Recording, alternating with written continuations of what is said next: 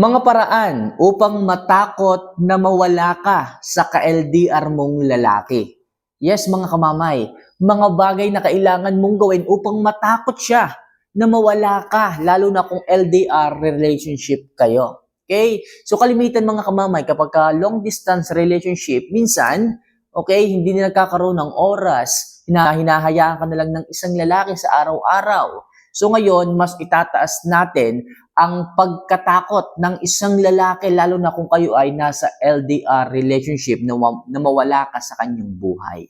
So kung gusto mo yung ganyang klase ng advice, isa lang palaging hinihiling ko, don't forget to click the subscribe button at mag-like sa ating video at mag-comment kung halimbawa gusto mo pa shoutout, akong bahala sa iyo. So kung nagawa mo na po mga kamamay, yung mga bagay na yan, maraming salamat at malaki na po ang tulong niyan dito sa ating channel. So, ano pang hinihintay natin? Huwag natin masyadong patagalin. Ano nga ba mga bagay na kailangan mong gawin upang matakot na mawala ka? Okay? Sa lalaking ka-LDR mo. So, ito yung una mong dapat gawin. Dapat may maipagmamalaki ka at may kakayanan kang kumita ng sarili mong pera. Yes, mga kamamay. Kasi kung halimbawa yung lalaki nasa abroad, ikaw nandito ka sa Pilipinas, alam naman natin, napakarami ng temptasyon pagdating sa abroad eh. Unang-una, hindi nyo alam, hindi nyo nakikita ang ginagawa ng isang lalaki. Hindi nyo alam kung mamaya nagdolo ko na pala siya, hindi nyo pa alam. Kasi layo niya eh. Pero papaano siya magiging focus sa'yo at magkukumit sa pagiging loyal? So, kailangan yung may ipagmalaki sa kanya. Kailangan nakikita niya na meron siyang nakikita sa iyo na nakakayanan para hindi kanya iwan. Dapat, meron kang kakayanan na kumita ng sarili mong pera.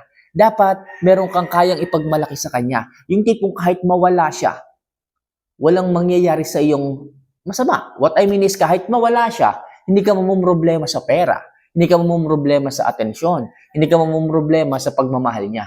Yun ang ibig kong sabihin mga kamamay. Kailangan ipakita mo na meron kang trabaho, may pinagkukunan kang pera, may negosyo ka, o kung ano pa mang bagay na dapat kaya mong ipagmalaki sa kanya. Yung tipong hindi ka nakadepende palagi sa kanya sa lahat ng oras. Yung iba dyan, porke, okay siya, nasa abroad yung kanyang asawa, doon na dumipende.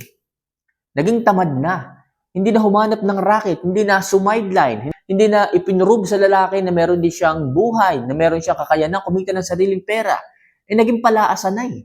Kaya yung lalaki, once na hindi nagpadala, ang laki ng problema mo. Once na hindi nagparamdam, ang laki ng problema mo. Paano kanya iingatan? Paano siya matatakot na mawala ka sa buhay niya? Kung lahat ng bagay nakaasa sa kanya. Pero kung aalisin mo kamamay, yung pag-asa sa kanya, yung palaging umaasa ka lang sa ibinibigay niya, matatakot yung lalaki. Matatakot yung lalaki na mawala ka sa buhay niya. Bakit? Kasi nga, kaya mong tumayo sa sarili mong mga paa. Hindi ka umaasa sa kanya. Kahit ipiting ka ng lalaki na tipong hindi siya magpapadala, walang problema sa'yo. Diba? Kaya hindi ka control ng isang lalaki. Wala siyang masasabi, wala siyang masasakit na masasabi sa iyo pag lumipas ang panahon o dumating yung oras na talagang umasa ka na talaga sa kanya. At ayaw nyo rin siguro mga kamamay na may marinig sa kanya in terms na kapag humihingi kayo ng pera, dami pang naririnig. Diba? Sakit nun mga kamamay. Kaya kung gusto nyo ulitin ko, kung gusto nyo na matakot ang isang lalaki na mawala kayo sa kanilang buhay, lalo na LDR kayo, ipakita nyo na may sarili kayong buhay, na may kaya kayong ipagmalaki at may sarili kayong pera. Okay? So number 2, dapat alam niya na hindi lang sa kanya umiikot ang mundo mo. Yes, mga kamamay. Kasi po, pag nalaman ng isang lalaki na yung lahat ng oras mo nasa kanya na, yung tipong hindi mo kayang mag-survive sa araw-araw kapag hindi kayo nakakapag-usap.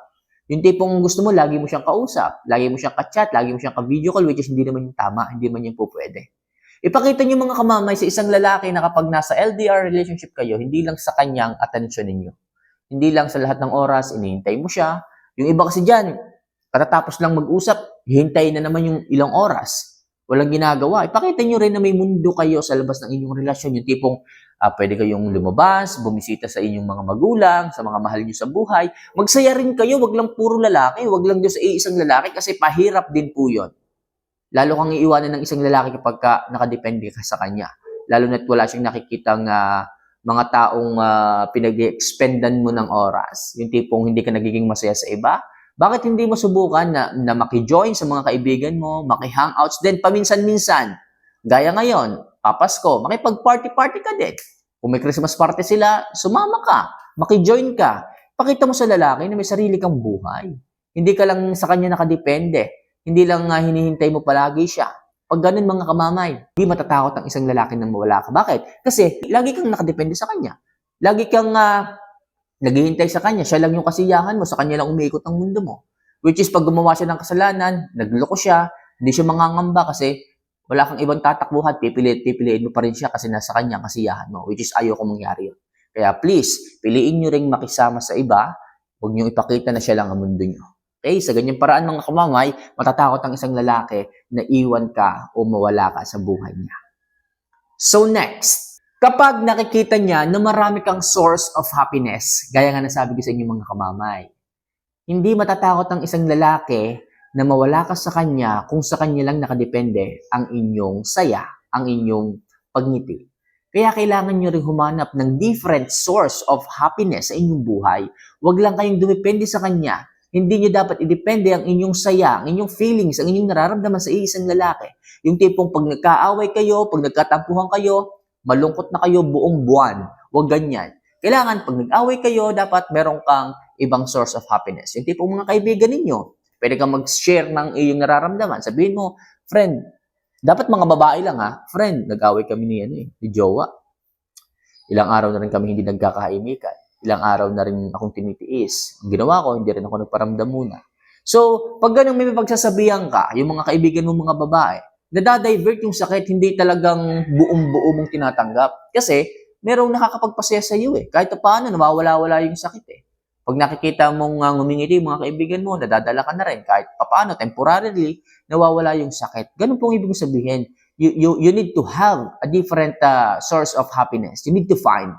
Okay, nasa sayo yan. At choice mo yan kung paano mo i-handle yung mga problema pinagdadaanan ninyo.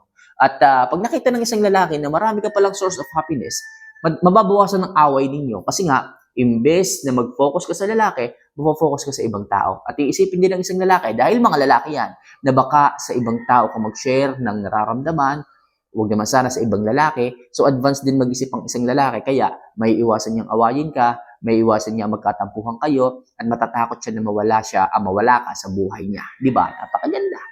Find your source of happiness. So, next, kung may paparamdam mo na pwede kang mawala kapag sinasaktan ka niya, yes, mga kamamay, matatakot ang isang lalaki pag alam niya na hindi unlimited ang pagmamahal mo. Pag nalaman niya na kapag inabuso ka niya ng pananakit, ng damdamin, pwede kang mag-leave, pwede kang lumayo, pwede kang umalis, pwede kang mag-no contact rule, diyan madadala ang isang lalaki. Huwag niyong hayaan mga kamamay na tinitiis niyo ang isang lalaki dahil sa kanilang ego, dahil sa kanilang pride. Huwag niyong hayaan. Kung alam niyong mali sila, huwag niyo silang habulin. Huwag niyong hayaan na kayo ang maghabol sa isang taong mali ang ginawa.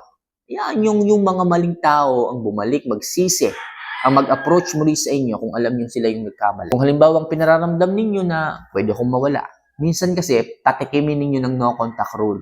Kung alam niyong inaabuso kayo, alam niyo sinasaktan kayo, alam niyong wala ng care sa inyong nararamdaman, patikimin ninyo ng no contact rule. Walang kahit ano, walang paramdam, walang message, walang chat, walang miss call, paminsan-minsan ka lang mag-uploads, my day, paminsan-minsan lang. Sa ganon, may intriga ang isang lalaki. Dadala ang isang lalaki at hindi ka na niya hahayaan pang mawala sa kanyang buhay pag alam niya na anytime o pwede kang mag-skip, o pwede kang mawala, at o pwede kang lumayo sa kanya. And last, kapag pinapakita mong wala kang pakialam sa kahit na anong meron sa kanya, pag ganyan mga kamamay, hindi ka interesado sa pera mo, hindi ka interesado sa pera niya, hindi ka interesado sa yaman niya, hindi ka interesado sa kung anong meron pa siya. Pag ganyan ang mindset mo kamamay, matatakot ang isang lalaki na iwan ka.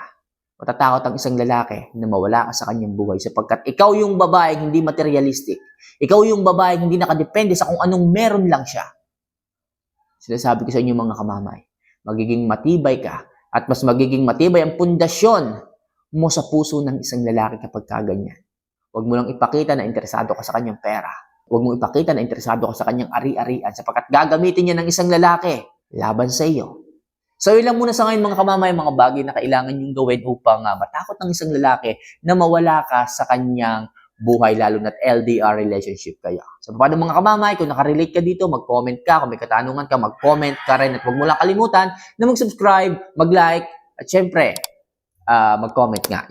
So, paano mga kamamay, see you for our next vlog. Mahal ko po kayo. Paalam.